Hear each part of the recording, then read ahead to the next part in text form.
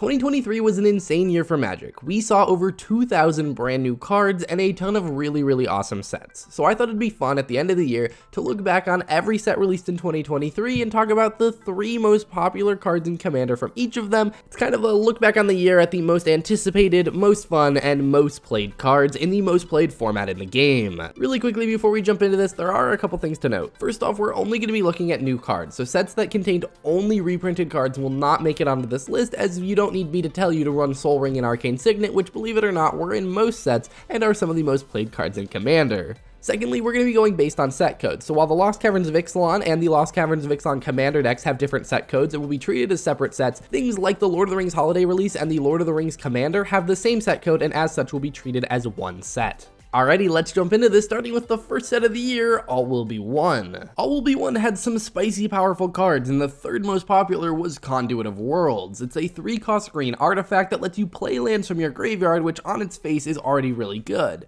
Then you can tap and choose target non-land permanent card in your graveyard, and if you haven't cast a spell this turn, you may cast that card. If you do, you can't cast additional spells this turn, and you can activate only as a sorcery. This is a pretty powerful card. If you're a deck that cares about lands, you probably want it just for that top ability, and if you're a deck that happens to put things in your graveyard, either by discarding, milling, or just having your things die, it's a great piece of recursion for both lands and non-lands, and makes sense why it sees play in a decent amount of decks. The next most popular card is Cankerbloom. It's a 2-cost green 3/2 that lets you pay 1 mana and sacrifice it and choose one. You can destroy target artifact, destroy target enchantment, or proliferate. Creatures that enter the battlefield and can deal with artifacts and enchantments already see a decent amount of play, and this one lets you play it and then sacrifice it at instant speed at a later time. This is especially good in decks that care about specific counters, but it doesn't even have to. There will be incidentally counters across the game, and this can be a great political tool or just something that happens to boost up one of your cards. It's just incredibly versatile, and a lot of decks want this because it is a creature with so much utility that sacrifices itself and can be recurred.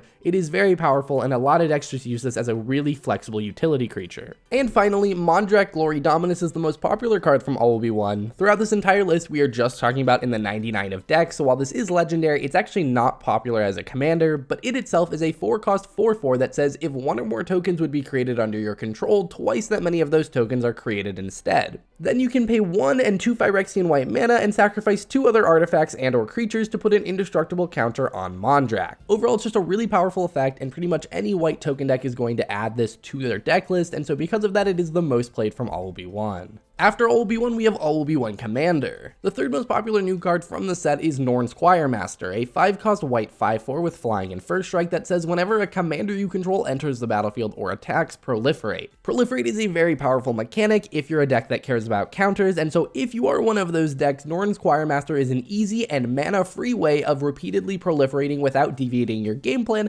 since all you have to do is either have your commander enter the battlefield or attack. So it's just a great, repeatable proliferate, which isn't super common. Following that up is Glistening Sphere. This is a 3-cost artifact that enters the battlefield tapped, and taps for 1 mana of any color, but when it enters the battlefield, you get to proliferate. Then you can tap and add 3 mana of any one color, but you can only do this if an opponent has 3 or more poison counters. Like I've been saying before, proliferate is a very good mechanic, so 3 mana just to proliferate, and then every turn after getting some ramp is pretty good, although 3 mana rocks are a little rough in Commander. This is an obvious include if your deck cares about poison counters, but it's also an include you could consider even if it doesn't. If you just care about counters in some regard, this can be a pretty good card that just proliferates you up for the turn and then sets you up for bigger turns next time. And finally, the most popular commander card from All Will Be One Commander is Clever Concealment. This is a 4-cost but not really white instant with Convoke, meaning your creatures can tap to help pay for it, and then any number of target non-land permanents you control phase out. This is really good because of that Convoke ability. You can be completely tapped out, have spent all of your mana on your turn, and still have protection up as long as you have 4 creatures and 2 of them are white. Convoke actually lets you pay colored mana cost, which not everyone knows, and so in essence, this says tap 4 of your creatures to make any number of non-land permanents you control phase out, which is really great. Free spells are really good in Commander, especially when they are protection spells, as you can protect the thing you just spent your entire turn playing. March of the Machine was the next set to come out, and here are the 3 cards that were most popular. The third most popular was Kami of Whispered Hopes. It's a 3-cost green 1/1 that says if 1 or more +1/+1 counters would be put on a permanent you control, that many +1/+1/+1 counters are put on that permanent instead. Then you can tap and add X mana of any one color, where X is Kami of Whispered Hopes power. This is a very powerful effect, increasing the +1/+1 counters on everything everything you put is great in any deck that cares about that, and at its worst it's at least ramping you 1 mana, and beyond that as it grows will tap for more and more mana. This is just great in any +1/+1 counter deck. The next most popular card is Fairy Mastermind, a 2-cost 2/1 in blue that has flash and flying and says whenever an opponent draws their second card each turn, you get to draw a card as well. Then you can pay 4 mana to make each player draw a card. This is just a very powerful card that allows you to kind of draw some extra cards when your opponents do, allow you to kind of stay in the game even if you're not drawing your game plan. Overall, it's a great include in most blue decks, and having flash makes it especially fun. Finally, Tribute to the World Tree is a 3-cost green enchantment that makes it so whenever a creature enters the battlefield under your control, you draw a card if its power is 3 or greater, otherwise you put 2 +1/+1 counters on it. If you're playing lots of small stuff, this is a great enchantment that makes all of your small stuff not so small, and if you're playing lots of big stuff, this just says whenever you play a creature, draw a card. This is a very powerful effect, and most green decks want it, although it is a little color prohibitive because of the triple green pip. Next, let's move into March of the Machine Commander. The third most popular card is Chivalric Alliance. It's a 2-cost white enchantment that says whenever you attack with 2 or more creatures, you get to draw a card. Then you can pay 2 and discard a card to create a 2/2 white and blue knight creature token with vigilance. This is a relatively low-cost white source of card draw and a way to turn cards you don't need into actual value. If you're a white deck that cares about attacking already, this is a great card to include, and so it makes sense that this sees a decent amount of play. Next up is Fireman Commando. This is a 4-cost white 4/3 with flying that says whenever you attack with 2 or more creatures, draw a card. I'm sensing a pattern here. Then whenever another player attacks with 2 or more creatures, they draw a card if none of those creatures attacked you. Just like the previous card, this is great in any deck that cares about attacking, but this one is especially good because it itself can count as one of the 2 creatures, and it has flying, making it easy to attack. Plus it disincentivizes attacking you, which is great if you're planning on tapping out, swinging at someone in a more aggressive style deck. Makes sense that it's seeing a decent amount of play. And finally, the most popular is Bitterthorn Nissa's Animus. This is a 3-cost legendary artifact equipment with living weapon, so it comes attached to a 0/0, and it says equipped creature gets +1/+1. What makes it great though is that whenever a equipped creature attacks, you may search your library for a basic land card, put it onto the battlefield tapped, then shuffle, and you can equip 3. This is a pretty efficient way for any color deck to actually get land ramp, which isn't super common in Commander, and so because of that it sees a decent amount of play. The next set is March of the Machine: The Aftermath, one of the most controversial sets I think I have ever seen. Let's take a look at the 3 most popular cards.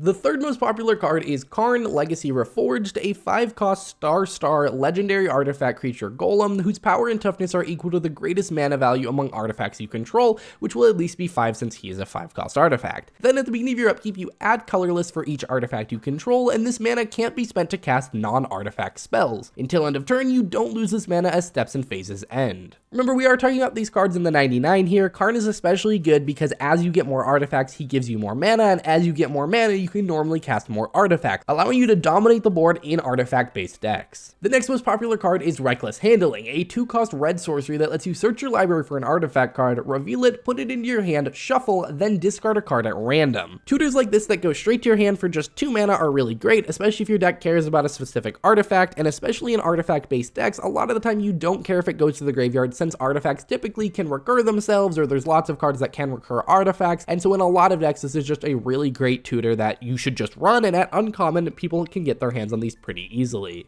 And finally, one of the most overhyped cards from the set, but still really good, it is Filter Out. It is 1 blue for an instant to return all non-creature, non-land permanents to their owner's hands. This is just an instant speed non-creature board bounce, and it can be very powerful, especially against higher tier play, where you can be bouncing things like treasure tokens and a lot of mana rocks and kind of force everyone to reset up. You can also do it at the end step right before your turn, allowing you to set up first because it's instant speed. It's just a pretty good card, although it was a little overhyped at the time. The next set is the Lord of the Rings Tales of Middle-earth, a modern legal set that introduced some pretty spicy cards. The first one is Mirkwood Bats, a 4-cost black 2/3 bat that says whenever you create or sacrifice a token, each opponent loses 1 life. A very simple effect, but very powerful in any deck that creates things like treasures, clues, or foods, and at common, people are able to get their hands on these pretty easily, so they see play in a lot of decks. The next most popular card is Delighted Halfling, a 1-cost green 1/2 that you can tap for colorless mana, or you can tap for mana of any color, but you can spend this mana only to cast a legendary spell, and that spell can't be countered. In a format where everyone has access to a commander, which is a legendary creature or sometimes planeswalker, this is a very good 1-cost mana ramp option that makes it so your commander may be uncounterable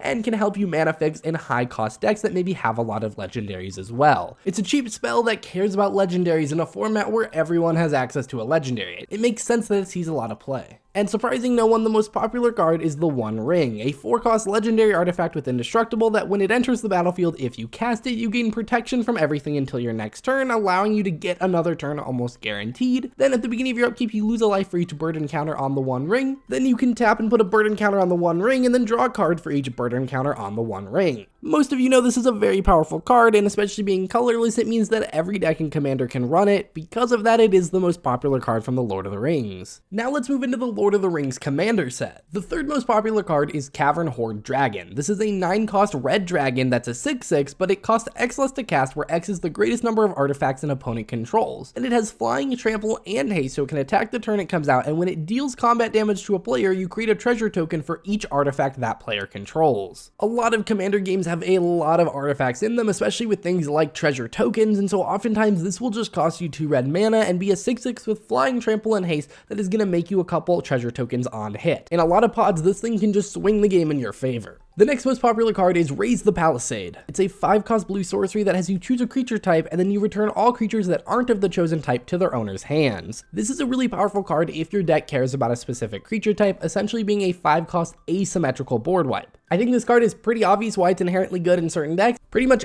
any blue deck that has a creature type that it cares about is going to want to run this card, and it's kind of a new staple for any blue deck that cares about a specific creature type. And finally, the most popular card is the Black Gate. This is a legendary land gate that as it enters the battlefield, you can pay 3 life. If you don't, it enters the battlefield tapped. So it's kind of like a shock land, but 3 life, and it taps for black mana. Then you can pay 1 and a black and tap and choose a player with the most life or tied for the most life, and target creature can't be blocked by creatures that player controls this turn. Being a land that can always enter the battlefield untapped means this thing has a very low deck building cost to actually put it in your deck, and it can be really nice to give some of your creatures unblockable, especially if you have cards that care about attacking or dealing combat damage. Honestly, this is just a super helpful utility land that a lot of decks can take advantage of. Next up, we move to Commander Masters, which actually had 40 new cards found in the Commander Precons despite being a Masters set. The third most popular card is Zuladoc Voidgorger. It's 5 and a colorless for a 7/4 legendary Eldrazi that says colorless spells you cast from your hand with mana value 7 or greater have double cascade. Most purely colorless decks already have a really high mana value, so this is a card that pretty much wants to go in every single one of them. There aren't that many cards in Magic's history that actually care about things being colorless, and this is one of the most potent ones of them, so it goes in pretty much every colorless deck, on top of it being an awesome commander, although this list only accounts again for cards in the 99. Next up we have Rise of the Eldrazi. It's a 12-cost colorless sorcery that says this spell can't be countered, and it lets you destroy target permanent, draw 4 cards, and take an extra turn after this one, although you do have to exile the card. This is really great in colorless decks, giving you a really big effect to use all of your mana that you're getting. It's also really good if you can cheat it out with things like Joda or other effects that let you cast sorceries for free. The most popular card moves away from colorless. It is Ondu Spirit Dancer, a 5-cost white 3/3 that says whenever an enchantment enters the battlefield under your control, you may create a token that's a copy of it. Do this only once each turn. This is a very awesome effect that allows you to double up your enchantments, doubling up your constellation triggers, and just doubling up all of your effects. If I've learned anything from Magic, if you can double something, people will want to do it, and it is incredibly powerful, and this is no exception. Alright, now it's time to move on to Wilds of Eldraine. The third most popular card from Wilds of Eldraine is Moonshaker Cavalry, an 8-cost white 6/6 with flying that when it enters the battlefield, creatures you control gain flying and get +X/+X until end of turn, where X is the number of creatures you control. This is essentially a white Crater of Behemoth, and it is one of the best white game enders in the entire game at this point. White is a color that's all about aggression, and before this card, it didn't have a ton of ways to actually end the game with a big spell, and this is it. Next up is Beseech the Mirror, a 4-cost black sorcery with Bargain that says search your library for a card, exile it face down, then shuffle. If this spell was Bargain, you may cast the exiled card without paying its mana cost if that spell's mana value is 4 or less. Put the exiled card into your hand if it wasn't cast this way. This card is really good because it's essentially another copy of any 4 or less drop in your deck. If there's a 4 drop that's really integral to your deck, you can play this, and assuming you're a deck that has a couple artifacts, enchantments, or tokens to spare,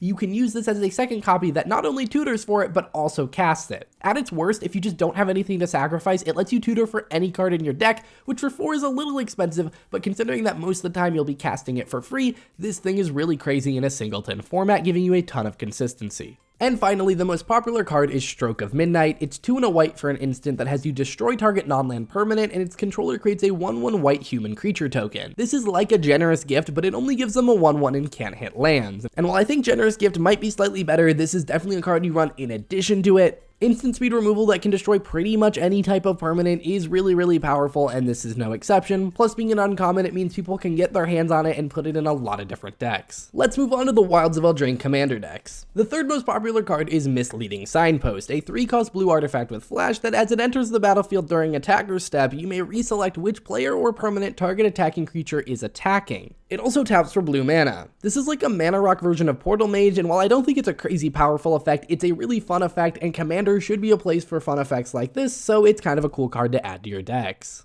The next most popular is Court of Garenbrig. It's a 3-cost green enchantment that when it enters the battlefield, you become the monarch. Then at the beginning of your upkeep, you distribute 2 +1/+1 counters among up to 2 target creatures. If you're the monarch though, you double the number of +1/+1 counters on each creature you control. If you're a deck that cares about counters, or you want to make your creatures big, or you just want to make one creature big, this is a really great card that, because you become the monarch, kind of cantrips itself and ensures that you're constantly putting counters on all your creatures. It's not a card that I'd put in every deck, but in the decks it's in, it's a very powerful one. The most popular card from the commander set is Throne of Eldraine, which is a 5-cost legendary artifact that when it enters the battlefield you choose a color. Then you can tap and add 4 mana of the chosen color, but you can spend this mana only to cast monocolor spells of that color. Then you can pay 3 and tap and draw 2 cards, spend only mana of the chosen color to activate this ability. This is a card that's insanely good in monocolor decks. Typically in Commander you're not encouraged to play monocolor because it just limits what cards you can run, but this is a card that if you're running a monocolor deck, you probably just play it, because for 5 mana you get 4 of it back if you're in a monocolor deck. Because of that, it's pretty much a staple in any monocolor Commander deck. Alright, next let's move on to the Doctor Who Commander decks. The third most popular card is Cybermen Squadron, a 7-cost artifact creature 5/5 that says non-legendary artifact creatures you control have Myriad. Certain colors and colorless decks can have some issues ending the game, and so if you happen to have a bunch of artifact creatures, this is a great finisher that can go into any color combination, assuming you have a decent amount of artifact creatures. Plus, at its worst, it's a 5/5 with Myriad since it applies to itself, which will give you some extra artifact ETBs and leaves the battlefield triggers. Next up is Everybody Lives, a 2-cost white instant that says all creatures gain hexproof and indestructible until end of turn, players gain hexproof until end of turn, and players can't lose life this turn, and players can't lose the game or win the game this turn. This basically says whatever you're trying to do, stop. Someone board wipes, nothing's dying. Someone tries to target someone with something bad, that's not happening either. You're gonna lose a bunch of life, that's not gonna happen, or you're gonna try and combo off, you can stop that too. This is just a super versatile spell that can kind of protect your board, but in addition stop people from comboing off to win the game, and it can throw a lot of people off. And finally, Sonic Screwdriver is a 3-cost artifact that taps to add 1 mana of any color. You can pay 1 and tap it to untap another target artifact. You can pay 2 and tap it to scry 1, and you can pay 3 and tap it to have target creature not be able to be blocked this turn. While this card may not seem inherently powerful when you look at it, it's just super versatile, and a lot of decks will want this for different reasons. Oh, do you have a deck that cascades or discovers? The scry 1 is really good. Do you have an artifact deck? Well, being able to untap other artifacts is really great. And do you have creatures? Well, you might want to make them unblockable. At its worst, it's a mana rock, and otherwise it can give you a ton of utility, and it can be kind of political, making your opponent's stuff unblockable or untapping their artifacts. The next set is the Lost Caverns of Ixalan. The third most popular card from the set is the Skullspore Nexus. It's an 8-cost but not really green legendary artifact that costs X less to cast, where X is the greatest power among creatures you control, very similar to the Great Henge. Then whenever 1 or more non-token creatures you control die, create a green fungus dinosaur creature token with base power and toughness each equal to the total power of those creatures. Then you can pay 2 and tap and double target creature's power until end of turn. This is a very powerful effect, and if you play a lot of big creatures, this thing will only cost you 2 mana, and it kind of gives you an insurance plan if your stuff is to die. Plus, the instant speed threat of activation of that double power is incredibly scary. If your opponents choose to not block just one of your creatures, you can add instant speed, double its power, or you cannot, but they have to be aware that any creature could be doubled. The next most popular card is Galta Stampede Tyrant, an 8-cost green 12/12 with trample that when it enters the battlefield, you can put any number of creature cards from your hand onto the battlefield. Why cheat one thing into play with a reanimator spell or a free cast if you can cheat everything in your hand? And that's why this card is so good.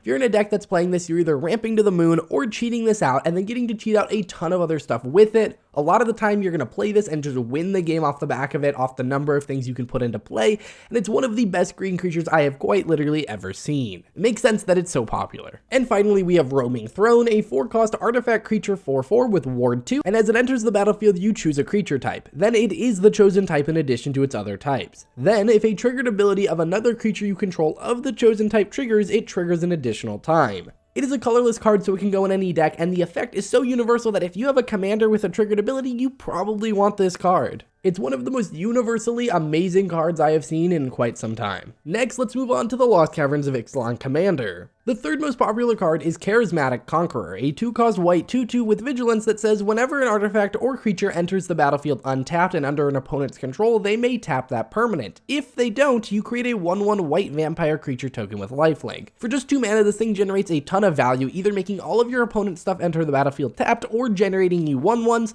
Most of the time, people are just going to have their stuff enter tapped, but there will be times when people need the extra mana from their mana rock entering the battlefield untapped, or need a blocker, and so you'll get some incidental 1/1s. Plus, at its worst, it's a 2/2 with vigilance for 2. It just seems like a really pushed card and should have been something that was 3 mana, but it instead is 2, and because of that, it's very good. Next up is Curious Altasaur. It's a 4-cost 2/5 green dinosaur with vigilance and reach, and it says whenever a dinosaur you control deals combat damage to a player, you draw a card. This is obviously only going to go in dinosaur decks, or I guess changeling decks potentially, but it is one of the best dinosaurs. Dinosaurs are typically higher costed, so having some that are a little bit lower is great, and this is one that gets you card advantage repeatedly. Dinosaurs can easily get through with trample, and so in a dinosaur deck, this is one of the best ones you can pull, so it makes sense that it's pretty high on this list. Speaking of dinosaur decks, the number 1 card is Pantlaza, Sun Favored, the face commander of the Dinosaur Precon. It's a 5-cost Naya 4/4 that when it or another dinosaur enters the battlefield under your control, you may discover X, where X is that creature's toughness. Do this only once each turn. This is probably the best dinosaur in the new set just from a power perspective. It is going to lead a lot of decks, but it also goes in any dinosaur deck within those colors, and a big one is going to be Gishath. Gishath was already a really popular commander before Ixalan, and now dinosaur decks have really shot up in popularity, so it makes sense that pretty much every Gishath deck is also going to be running a Pantlaza. The next and final set of the year is the Jurrasic World set, with the third most popular card being Ravenous Tyrannosaurus, a 6-cost Gruul 6/6 with Devour 3 that when it attacks, it deals damage equal to its power to up to 1 other target creature. Excess damage is dealt to that creature's controller instead. This is a dinosaur that can be very big very quickly and has a very powerful attack trigger. It's also one of the most iconic looking cards, having art that really is prominent from the movie. On top of that, dinosaur decks are really popular right now, so it makes sense that this is a dinosaur that a lot of people are running, a lot of people are wanting to get their hands on, and is just seeing a lot of play because of that. The next most popular card is Welcome To, a 3-cost green saga that when it enters the battlefield, you get to turn your opponent's artifacts into walls, then you get to create a 3/3 dinosaur creature with trample and haste, and then you get to destroy all walls and return it to the battlefield transformed as Jurassic Park, which is an awesome land that gives your dinosaurs escape and lets you tap for an amount of green mana equal to the number of dinosaurs you control. Like I was saying before, dinosaur decks are at their most popular right now, and this is also another really iconic one. Getting to have the Jurassic Park land in play is something I know a lot of people are wanting, and this one just gives you a ton of value, so it makes sense it's seeing a lot of play. And finally, the most popular card is Hunting Velociraptor, a 3-cost red 3/2 with First Strike dinosaur that says dinosaur spells you cast have Prowl 3, meaning if you've hit someone with a dinosaur, you can cast any dinosaur for 3 mana. That means you can get your Gishaths or your Zukamas or any of your giant Galtas onto the battlefield for just 3 mana. It's one of the most powerful cards in a dinosaur deck, on top of being also pretty iconic with some great flavor text on it as well. It just makes sense that this is popular. So that was 2023 and the 3 most popular cards in Commander from each set of the year. What were your favorite cards from this year? Let me know in the comments down below. If you want to see more content from me now, check out this video where I break down exactly what's in a Ravnica Remastered collector booster, and check out this video here where I play a really fun combo deck on Arena. I will see you guys in the next one. Bye.